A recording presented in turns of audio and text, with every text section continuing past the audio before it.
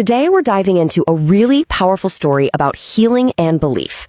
It's all drawn from a daily devotional called The Faith of the Centurion, from a ministry called Ambassadors Daily Banquets, and honestly, it makes a pretty fascinating claim about what faith really is.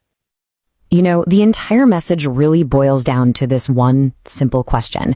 Can faith actually heal someone from far away?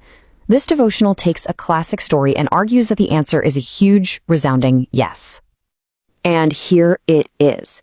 This is the scripture the entire piece is built on. It's basically the punchline, the big reveal to the story we're about to get into. This single sentence from Matthew is the foundation for the whole lesson. Okay, so let's get into the story at the heart of this thing. It all kicks off with a very specific and pretty unusual request made to Jesus. So you have this Roman centurion, right? An officer with some real authority. He goes to Jesus because his servant is terribly sick. But here's what's so wild, and what the devotional really zooms in on. The centurion doesn't ask Jesus to come over to his house. He just believes that Jesus' word all by itself is powerful enough to heal from anywhere.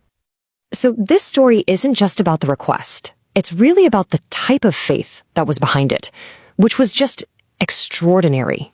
And this is the core idea, the big theological point of the whole devotional. The source gives us a name, the centurion's faith. And what is that exactly? Well, it's a belief that has nothing to do with thinking you're good enough or that you deserve to be helped. Nope. It's all about a deep, profound trust in the sheer power and authority of Jesus' word to just get it done. And this is where the devotional makes a really crucial distinction. It argues that we, as people, often get tangled up wondering if we deserve a miracle. But the centurion's example, it just flips that whole idea on its head.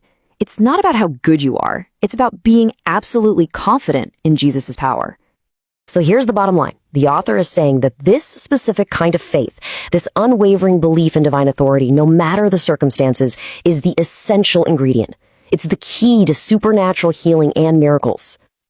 Okay, so that's the big idea. But the devotional doesn't just leave you there. It actually turns this story into a practical guide for you, the reader.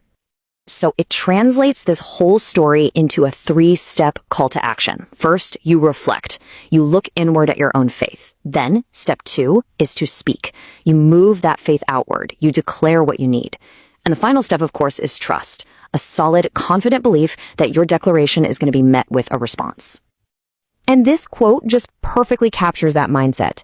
It's pulled right from a prayer included in the devotional, and it's the perfect example of that 3rd step. It's an active declaration of trust. It's modeling the exact kind of faith they're talking about. So that's the message. But to really understand the context here, we got to look at the ministry that actually created it.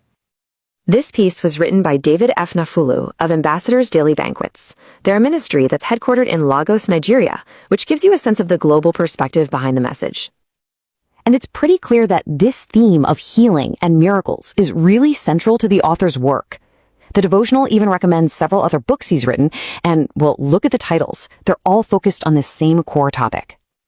Now, at the heart of this ministry's outreach is a seriously ambitious goal, and it's all wrapped up in this one single number. 500 million, that's for a campaign they call Operation 500 Million Souls for Christ.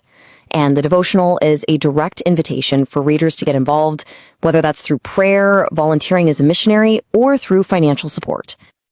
And their reach is no joke. It is truly global. They run this coordinated prayer schedule that spans time zones all the way from Nigeria to the US and across Europe. It just goes to show you, this is a connected international community that's really active in their mission. So let's end with this. The devotional's final instruction is to prepare for the return of Jesus. And that brings up one last question for us to think about. How does this specific model of faith, the centurion's faith, based on authority and trust, not on how good you are, how does that lay the foundation for that ultimate preparation? It's a thought that really connects the day-to-day lesson to a much, much bigger idea.